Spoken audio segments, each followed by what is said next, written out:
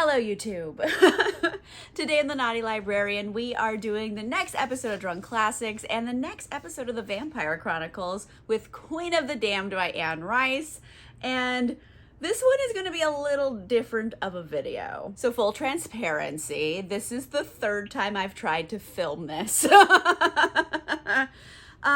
Basically, here's what happened. The book is not told in any type of chronological order. It jumps back and forth between characters and time periods, and it's all flashbacks, and it just made no sense to try to tell it like daily what parts I read, because it made no sense at all.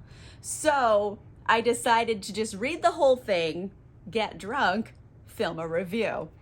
And I did that, and then I went back and I watched the footage, and it's all so blurry that I was like, was my camera drunk too? We're on try 3 right now. It is late and I am tired. So I'm gonna have a few drinks. And it's just gonna be weird, sleepy, drunk Amanda trying to review this book. I'm also gonna break it down by section because there's 3 different stories going on here, and telling them all interspersed with each other is just gonna be a hot mess. So I've collected one story, another story, and this story. So I'll break it down so it makes sense to people, because otherwise you just can't review this in Drunk Classics. It does not work for the format, I found out. Anyway, I have a lovely Tempranillo I'm drinking today, and I'm just gonna go have a few, come back, start reviewing this for you. All right, I will see you soon. Hi. I've had several drinks. It's like 10 o'clock at night. And I am sleepy. I'm gonna rally. I'm gonna do this. I'll rally. Okay. Queen of the Damned, right? So here's the deal with this book. There's 3 main stories. And also 70% of this book is all flashbacks. There's only 30% of the book is actual new story that takes place after the last book. So it's a lot of backstory with no payoff. That all being said, let's talk. So part of the story number 1 is all of the backstory about what had happened right around the concert.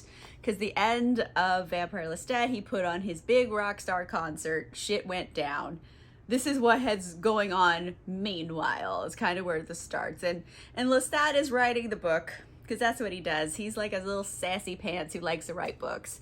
And he's been piecing together all of these things through secondhand knowledge. And I don't know why he put all of it in the book, because there's so many characters and extraneous little points of view and stories that have nothing to do with the rest of the book. So I'm just gonna leave them out. Just be aware, there's probably more characters in this than I'm not talking about all of them, because they have no point in the story. As you can tell, I'm a little frustrated with the book. But I'm gonna use this. All right, so let's start off. We got Louis and Gabrielle. We already know what they're doing because they were there at the concert in the last book. So just be aware, they're around. They're part of the story, Louis and Gabrielle. And then we go and we visit Marius. Remember Marius? He's in the last book. He is he's caretaker for the king and queen, for Enkil and Akasha, king and queen of vampires. He's their little caretaker because they're statue vampires. And he has a full ice fortress. I don't know where, up north where ice is, I'm assuming. They don't say, but he's in an ice fortress. And he has made a mixtape, a mixed video VHS tape of all of Lestat's music videos and stuff, and he's gonna play it for Enkil and Akasha for entertainment. And he gets back to his ice fortress after he made his mixed jams, and then he finds out something went wrong. Enkil's super dead. He's drained dry, he's dead. And he's well, shit, there's only one other vampire here who could have done it. It's Akasha. Akasha's up and roaming about. She's awake, and she's yeah, I ate my husband. He was holding me back. So she ate him. And then she is making a break for it. So she kind of just smashes the ice fortress and sticks Marius in an ice crevice, and he gets hurt and he's stuck. there. So that's what happens to him. I mean, eventually a couple new vampires come along, and I guess they're friends of Marius's, and they go find him and they rescue him from the ice. It's this lady Pandora, who I think he made Pandora, and she goes and rescues him. And Santino! Y'all remember Santino? We haven't heard about him since Interview. He was the asshole vampire at the theater who like had such a boner for killing Claudia in Interview with the Vampire. And now he's back and rescuing Marius. So Santino's back for some reason. And since we're in the Ice Fortress, like, let's talk about Akasha, what she's been up to. So Akasha, she broke out of this ice palace, right? And she has just been making her way across the world, I guess mainly North America, to get to San Francisco, where Lestat is having his concert, because she is a big Lestat fan. She needs to go. And along the way, any vampire she like runs into, she just been setting all those motherfuckers on fire, like burning them all alive. It's a mess, frankly. And she's leaving like a few of them alive, mainly this ones she doesn't like come across. Like Pandora and Santino are alive because they're like way far away from her. And like Lestat's friend vampires, all of our main characters don't get burned up either. So like there's that. It's convenient. And while we're like going down memory lane of other vampires we've met, we also have Armand. He's still around and he's in the States now. And you know who he's hanging out with? Daniel. And Daniel was the kid who interviewed Louis in Interview with the Vampire. Daniel's around. Because at the end of that book, Daniel, he like took off. He's like, I'm going to find Lestat. Lestat will make me a vampire. He didn't find Lestat. Spoiler alert. He found Armand instead. And they have the most toxic relationship. It's so bad. Like, you should not be in a relationship with each other. Like, I get it. You love each other, but maybe you shouldn't. Like, they should not be together. It's toxic. And Armand is like full 80s rich guy, Wall Street, Gordon Gekko, greed is good. Like, that is his whole thing. He has like an island off of Miami. Like, he owns like an island. He's like full rich 80s guy. And like Daniel's kind of like a kept man a little bit. And Daniel really, he just desperately wants Armand to turn him into a vampire. And Armand doesn't want to do that. Because, you know, Armand has all these weird religious things he's like on about. So like he doesn't want to do it. But eventually, like, they keep hearing about all these vampires going up in flames and stuff. And he's like, well, it's dangerous. You're probably going to get hurt. So eventually, he finally, like, consents and he turns Daniel into a vampire, finally. And now they're vampire boyfriends. Yay. I don't know. They're not happy. Well, maybe they're happy. I don't know. They're toxic together, but they love each other, I guess. And then we meet a bunch of new characters who are important going forward. Okay, so just be aware. There's this guy, Cayman. And he's just a really old vampire, and he apparently went crazy for a while, and he forgot, like, his whole identity, but now he's starting to remember his past. That's basically Cayman. There you go. We'll get more into him later in yet another flashback we get. And then we have Jessie. So Jessie's brand new character. She's human, and she works for this company, or this organization called Talamasca, and they're like paranormal detectives. Maybe they're like ghost hunters. I watch too many ghost hunting shows. Anyway, she is a relative of this lady, and her name is Maharet. And like, obviously, like, she's a vampire. Like, we're gonna get that right out of the way. Like, obviously. And like a long time ago, like, Jessie lived with Maharet and Mael. Okay, we're just going like a trip down memory lane of all these vampires. So Mael, he was the Viking guy who kidnapped Marius when he first got turned into a vampire. So like, he's a vampire now too, and he hangs out with Maharet. It's just like, what is happening? Small world somehow. And anyway, so she was living with them for a while, and she has like a really hard time remembering all the stuff that actually happened, because everything is just kind of like cocaine fever dream for her. She's like has hazy memories and everything. And obviously Maharet, vampire, there might be some type of mind controlling stuff going on here, and she gets sent away. That's why she joins the Talamasca.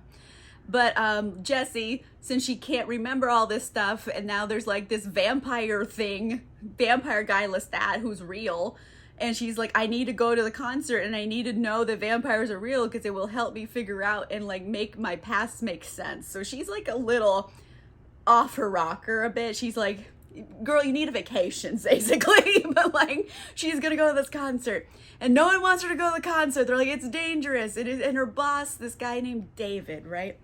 He's like an older gentleman, a British gentleman, David.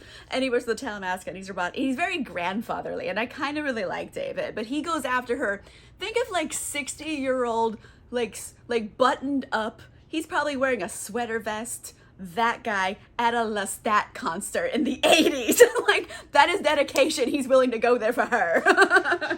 And I mean, they're not wrong. Jessie gets into trouble like immediately. Like, she rushes the stage. And she gets up on the stage and she like grabs Lestat and she's like, oh my gosh, you're actually a vampire. The vampires are real. And it's like breaks her brain for a minute. And then they like make out for like a hot second. And it was really weird. And then like, you know, security obviously drags her away. You can't be up on stage, lady.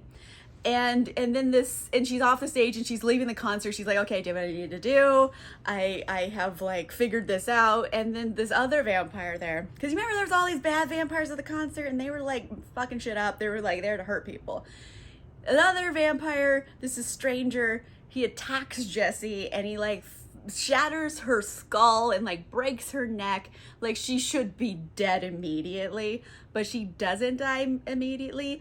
I'm thinking it's because she kissed Lestat, because vampires sweat blood and he was way sweaty, and then she kissed him, so she probably got some blood sweat in her mouth.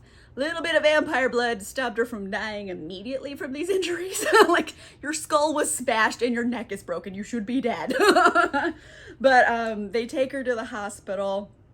And David's like, I need to help her. And they're like, David, you're not her actual family. We can't let you in. Blah, blah, blah. The American healthcare system is a shit show. So eventually, Mael, he sneaks in and he gives her some blood to help her get a little bit more healed. And then he takes her back to Maharet. And Maharet has to make her into a vampire or she's gonna die. So now Jessie's a vampire. Big whole vampire family reunion. And I think that's everybody. That's all of the stuff that was happening meanwhile at the concert. All right, so the rest of this book is like told in two different perspectives. Like they just keep switching back and forth and back and forth. And it makes no sense why they do this. But there's basically a huge flashback to like 6,000 years ago. And then what's actually happening now. So let's just do the flashback first, and then we'll actually get into the plot of the book, because that's how I felt reading it. So let's go. So all the vampires who are still alive, so you got Louis and Gabrielle and Marius and Pandora and Santino, Armand and Daniel and Cayman and Mael and Jessie. I think I got them all.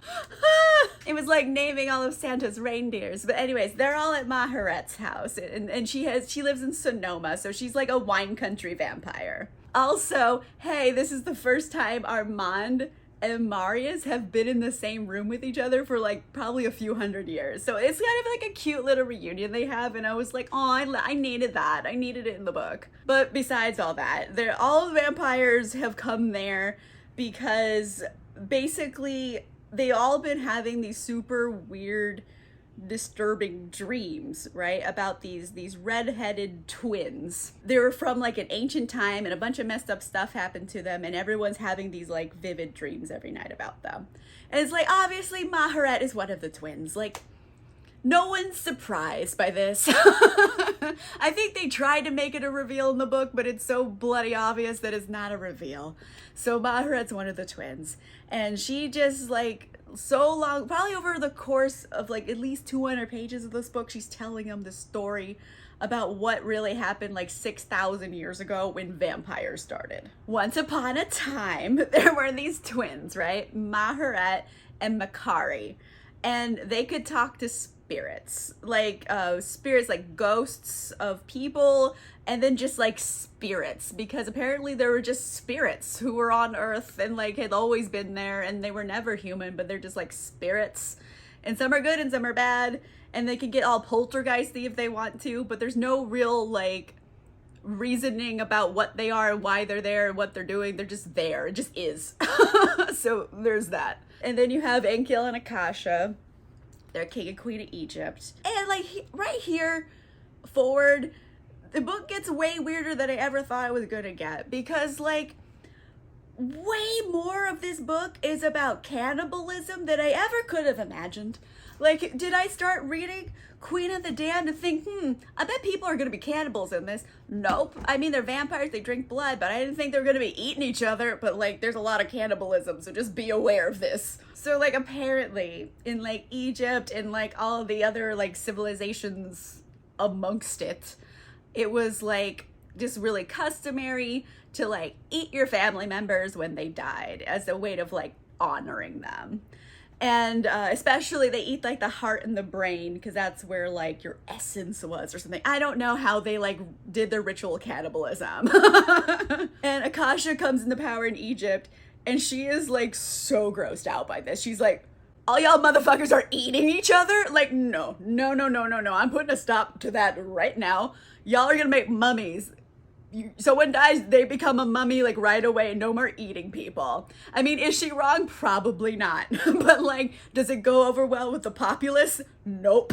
Everyone gets real mad. They like eating their dead people. Anyway, so like Akasha and Enkil, they hear about these twins who talk to spirits and stuff, and they're like, oh, we should meet them. So they like invite them over, and the twins, they don't want to go, and they're like, thank you, no thank you, we're good. And they do not like this. So they send like a bunch of soldiers back to the village, and they slaughter everybody. They kill their whole village, and they kidnap the twins to take them back to Enkil and Akasha. It's like, no, I don't want to meet you. Well, I'm forcing you to meet me. And the only person who's nice to them is this guy, Cayman, who we've been introduced to already. Cayman, he was around back then too. He's like the king's steward or something. And he's like the only one who's like nice to these twins. So the twins get to Egypt, and they quickly realize like, okay, so like Akasha is like the power behind the throne here. Enkil's is kind of there for show, but like Akasha's running the place. And she's also a complete sociopath. Like, she's just like bonkers. And I don't know, I'm not gonna get into all of the existential dread around Akasha, because they go into so much of her deep psyche in this, but like, we're not doing it. I'm too drunk to handle this right now. Basically, she has a hole in her soul, and she's trying to fill it up with something. That's basically it. And she's not having a whole lot of success. So Akasha wants to know all the twins' secrets. She's like, hey, how is your magic work? How you talk to spirits? La la la. And the twins don't have an answer. They don't. They're just like, it just works because it does. I don't know. We just always could talk to them. We didn't ask them how it worked. We just do. And Akasha does not like this. She thinks they're like fucking with her. She's like, you know what? No. Both y'all motherfuckers are gonna die. So Makari, she's like the feisty twin. And she's like, nope, not having this. Hey, spirits, show them who's boss. So all the spirits are wreaking havoc in this palace, messing it up. And like, especially this one spirit, its name is Amel, and it's kind of evil, and it's gotten powerful enough that it's able to like harm humans and like make them bleed and then like drink their blood. It likes the taste of blood. You get where this is going, right? and then Akasha, she revokes the death sentence. She's like, all right, fine, we won't kill you. And then like all the activity stops. So like, obviously there's some type of like magic here. So like the king and queen can't have like the people know that there are others out there with more power than them. So they have to come up with like some lie for this. So the king and queen, Akasha and Enkil, they're like, all right, you know what? We're going to be merciful and let you go. But here's the thing, like, you're not witches. You ain't shit. You can't talk to goats. We'll prove it. And they're gonna prove that these twins can't talk to spirits in front of the whole court by having Cayman violate them in front of everybody. And it's like, what? And they can't like defend themselves with the spirits. They just have to submit to being sexually assaulted in front of the whole court in order to be allowed to leave with their lives. So like, wow, dick move, Akasha. It is a really complicated situation with Cayman, because Cayman is really kind-hearted And like he doesn't want to do that to them, obviously, but if he doesn't, they'll probably kill him and then find someone else to do it. So like he kind of has to. So like he's being violated at the same time, but like it's the most merciful thing to do because someone else would have done it and it would have been worse. So like it's a weird slippery slope situation, but like Maharet and Cayman are still on good terms now. So like we're just gonna move past that because it's weird that they're hanging out with each other, but like everyone was violated that day. So anyway, they let the twins go, right? And Amel, the blood ghost thing, is super pissed off on their behalf. He's like, how dare? Like, they are really mad at like all of Egypt. And so the twins go, Amel sticks around. He's like, I'm gonna mess them up. So anyway, the twins leave. Maharet, she actually gives birth to a baby girl. So she has a baby from this experience. And eventually they bring the twins back. They go find the twins again, and they have to ship them back to Egypt because like Abel's been raising hell over there. Like I don't know, maybe it's like the basis for like some of like the biblical plagues or something. But Amel's been like fucking shit up. And they have to go get the twins because something has happened to the king and queen and they needed to figure out how to fix it. So what had happened while the twins were released, the country like is about to go into civil war again because the people really liked eating their dead relatives and they're not allowed to do that now. Plus there's like an evil spirit fucking their shit up and it's all the king and queen's fault. They're pissed off. So like eventually they like rise up and they like kill the king and queen and Amel's there, right? So she's all bloody and bleeding and Amel likes blood and then somehow accidentally completely Amel kind of like merges with like Akasha's body and like soul. I don't know. There's no explanation for it because it just accidentally happens. So like it kind of gets merged. And it like changes her on a cellular level because Amel really likes drinking blood. So like now Akasha's gonna drink blood. Boom. Birth of vampires, everybody. That's why the king and queen ordered the twins to get brought back because they're like, how do we fix this? All we want to do is eat people. And I find this really gross. Like Akasha was not into eating people. So she's like alarmed by a lot of things. But like the thing is the twins can't fix this because it just happened. There's no reason why it happened. They can't undo it. It just happened. It was just accidental. They're like, well, okay, how do I end it? I don't know. You could kill yourself. That's one way of ending it. Or, I don't know, make more vampires and then it'll dilute it. Like, they don't have like an answer for this. They don't know what's going on either. And Akasha does not like this. So she's like, all right, I've had it with you bitches.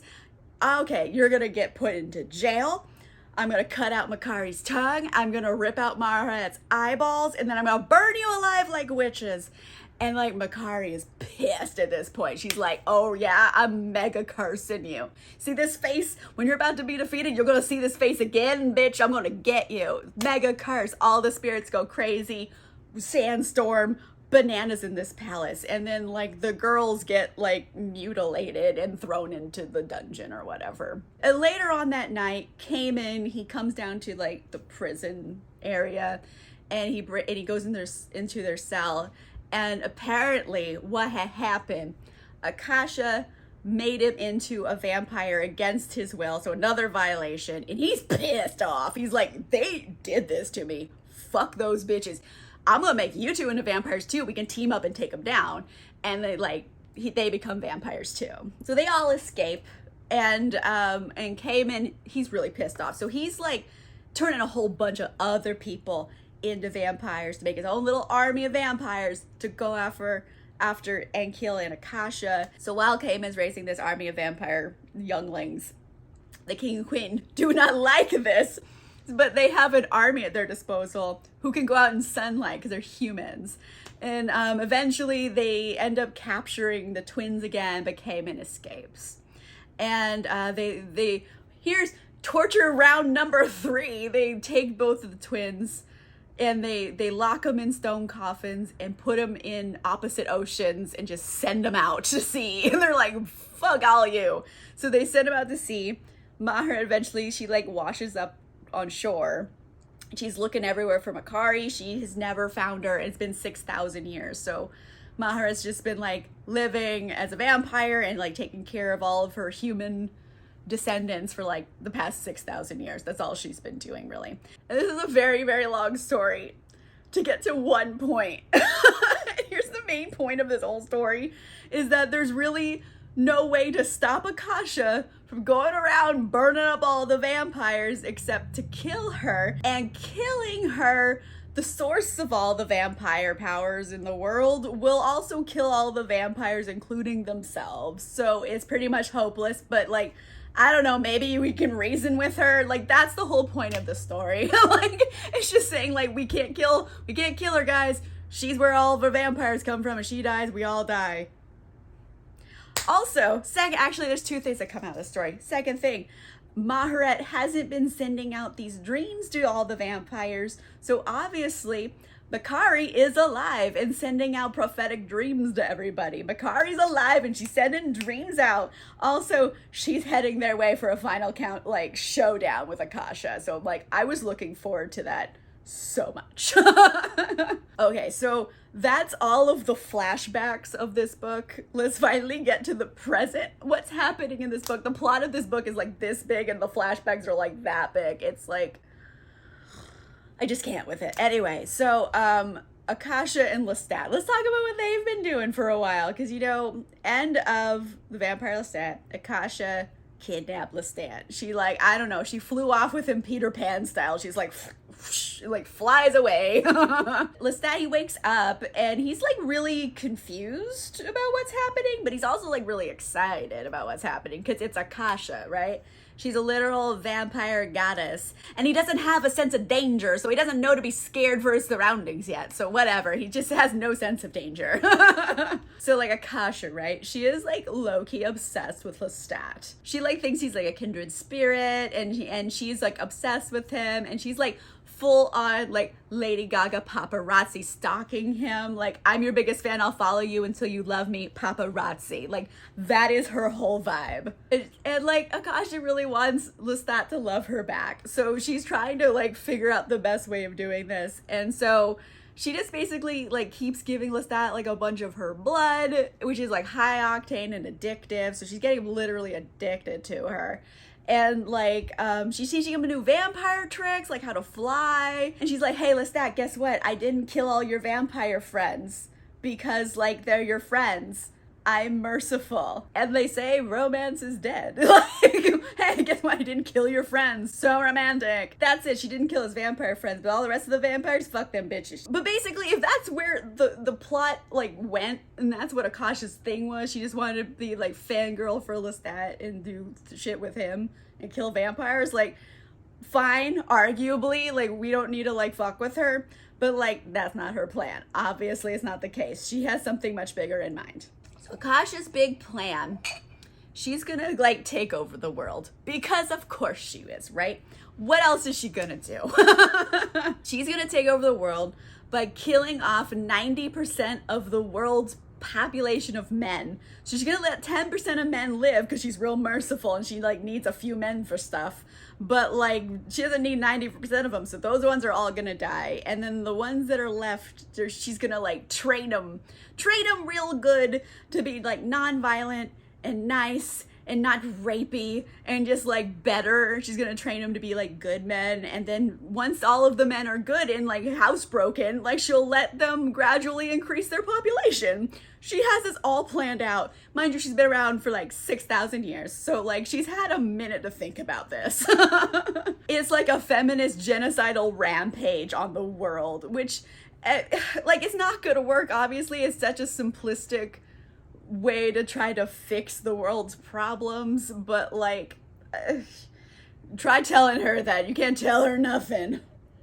So she starts off on her big master plan relatively kind of slowly. She's going to like little smaller areas and like doing this, or like war zones. She's particularly like into war zones. She goes there and she tells all the women, hey, guess what? There's a new goddess in town, and this is what you're all gonna do. You're gonna go kill all the men, 9 out of 10 men, including babies. You're gonna kill them all. Go, this is my decree. Lestat'll help. Like, she's like making Lestat do this. Like, obviously, I think there's like a degree of mind control here, because Lestat, like, let's be real, he's more of a lover than a fighter. Like, he's never been one to just like want to go on a rampage.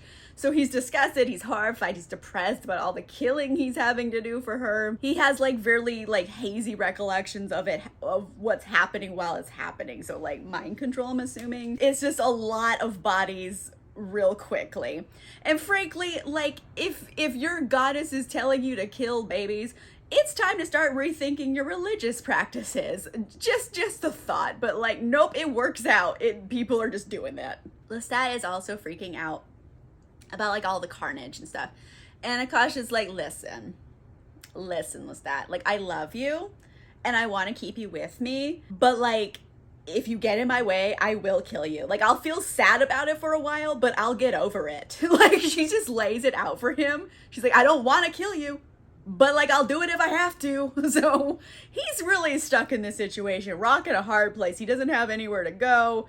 He just has to like deal with this. I don't know. He doesn't have any good options right now. And frankly, there's probably like some allegory to be found about drug addiction there, but I'm not gonna bother digging that deeply into it. But there is one to be found, because he's like addicted to her blood, blah blah blah. And it is also like physically changing him in his body. So yeah, the drug metaphor is really apt. Like he's changing, he's becoming paler and paler, like Akasha is, because she was like a marble statue. And then like he's getting like new vampire powers, like telekinesis and shit. Like he's physically changing because of his addiction to this substance. And like it just keeps going on and on. Like she keeps killing like indiscriminately so many people. And Lestat, he finally gets to the point, he's just like, I don't care anymore. Like, all right, I guess you're gonna kill me. Like, them's the shakes. Like, he just doesn't care anymore, and he needs a break. But luckily, he like convinces Akasha to like go visit his friends before they like kill any more people. He's like, I need a break before world domination. Can we please go visit my friends? And Akasha's like, fine, you're lucky you're pretty. So she says, all right, fine, let's go visit your vampire friends. So now Akasha and Lestat have showed up in Maharet's house with all the other vampires. And Akasha, she's like, listen, you should all join up with me on my plan to kill off 90% of men. Like, it's the best idea. You should all join in. And obviously all of the vampires refuse for multiple reasons. 1, hey, let's not commit genocide. 2, Akasha has personally fucked over many of these people. Like, they don't want to do anything with her, but they can't like stop her because she's too powerful. So they're like, maybe we could convince her. They're like, hey, you just woke up. It's normal to be a little cranky. Maybe give it 100 years and like see how you feel. Like, you have the time. They're just trying to convince her to wait for a minute. But like, that's not Akasha. She's like, no, I'm all in right now. No waiting. You don't want to join me? I don't like this. You all are gonna just have to die, and I'll start over with new vampires, I guess. But here's the drama, the drama we've been waiting for. At this moment, Makkari chooses to show up, like, boom, like Terminator walking at Akasha. And I was like, like, I was living for the drama of this moment. So Makkari gets there and she's like, bitch, you want to die? Well, she like I says it because she doesn't have a tongue. So she just like thinks it real hard, I guess. But she rips off Akasha's head. And I was like, whoa! I was not expecting like this much gore. She like whoosh, rips off her head. And it doesn't kill Akasha right away. It's kind of like cartoony. Like the body's trying to find the head to stick it back on. Anyway, it got cartoony for like a minute. But before like this actually kills Akasha, because head body separate is not gonna be a long-term situation here. Makkari, going back to the whole cannibal thing, she like cracks open Akasha's skull, eats her brain, and then eats her heart. Guess what? That transferred all of the powers to Makkari. Makari's the new queen of vampires. There's a new sheriff in town and it's Makari. She ate someone's brain to do it. So, hey, guess what, everybody? There's a new queen of the damned. It's Makari. So Akasha's dead. Makari's queen of the damned. And all the vampires are just kind of go back to Armand's island to hang out. Like, that's kind of where it goes. Like, it's really hard to top a decapitation as the ending of your book. So they all just go to like Armand's like fancy Miami house and they're all hanging out. And the whole thing is giving me like last week of summer camp vibes where like everybody's like reminiscing about things and like promising to stay in touch with each other. It's very like vampire summer camp. And some of the vampires are obviously doing better than others. Like Armand's fine, he has Daniel, and like other vampires are okay. But like, you know what? Lestat isn't doing well because he was so deep in with Akasha and now she's dead and he's conflicted about things and he's like full of her blood and he's just like, bleh. He's like, he needs like a minute to decompress after everything he's been through. Again, there's probably an allegory to make here about drug withdrawal, probably. I don't know. We're not going to get too deep into that right now. Basically, Lestat's just going to write a book about it. That's how he gets his feelings out. This is the book that Lestat wrote, essentially. That's what they're saying. And he and Louis, they go back to New Orleans for a little bit. They go back to their old apartment to like, I don't know, kind of just come to terms with their past where, you know, the old apartment they were with Claudia. They make their peace with that. And they're vampire boyfriends again. They make up with each other too because obviously like Lestat was with Akasha. It's kind of cheating, but they're vampires and they're like, well, they don't really care about that. So they're vampire boyfriends again. They kiss and make up and I love that. I'm living for that. And Lestat is like, hey, Louis, want to see my new tricks? And Louis's like, okay. And Lestat, like, Peter Pan flies off with Louis. And he's like, what, you can fly? And he's like, yup, it's really cool. So they go to London, right?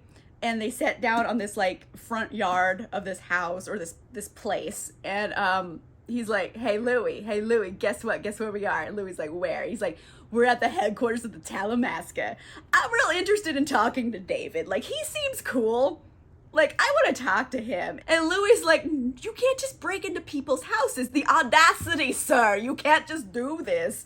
But, like, you know, Lestat, he's a little mischievous little scamp. And he doesn't know how to be a person and make friends with someone besides breaking into their house. So, like, that's what he does. He breaks into his house. He talks to David for a little bit. And David's super cool, actually. Like, I really like him. He's, like, ballsy in a way. He's just like, listen, like, I don't want you to murder me, but I think you'd be interesting to talk to. So, like, if you want to talk and not murder me, like, I'm down. So David's really cool. And Lestat's like, we're gonna be friends. Like, I'm into this. And so they have their little, he makes a new friend. And then he and Louis just kind of go to London for, you know, to play tourist. They've never been there before. So like, let's go look at all the cool London stuff and like get some dinner while we're out, you know, eat people. And like, that's how the book ends. It's just like Lestat and Louis going on vacation in London. So yeah, there's like so much that happened in this book. And so little of it was actual like plot. So much of it was just flashbacks and like stories that happened 6,000 years ago and like reiterating ground that happened in the other book that frankly we didn't need in this book at all. 0% we needed that. We could have just gone into it with all of it being in the present. Like, I don't know, the way it's like, it's not well structured and it goes back and forth between characters and times and it's just a mess to read. And frankly, not enough payoff. If like I'm gonna read like a 500-page book that's 70% flashbacks and the 30% of the plot that I did get didn't really pay off, like, son, like I am not feeling it really. Like, I don't know, it's probably my least favorite of the original trilogy of the Vampire Chronicles. My least favorite of them, which sucks because like I unironically love the movie Queen of the Damned. I know it's terrible. I don't care. I love it anyway. And like, frankly, I kind of like the movie better than the book. I said what I said. Oh my gosh. But like, just thinking about like how the story is structured as a plot, the movie makes so much more sense than the book does. The book makes so little sense. Like, the movie, I kind of liked it better. I think it's a better plot. There you go. I said what I said. All right, so that's it. That was the whole book. I think I am going to continue on with the series because I'm having a good time still. We'll see how it goes. I have a few more of the books, so we'll work it out. But I don't know. Let me know in the comments down below. What's a book you read and then the payoff was just not there? Like, you were like, oh, this has to end good, and then the payoff fizzled, didn't get it for you. Let me know in the comments down below. If you like this video, make sure you give it a like. And if you want to see more videos, make sure you subscribe. And if you want exclusive content, including a book club and other stuff, you can become a channel member or a patron. The links are in the description down below. And on that note, I will see you guys soon. Bye!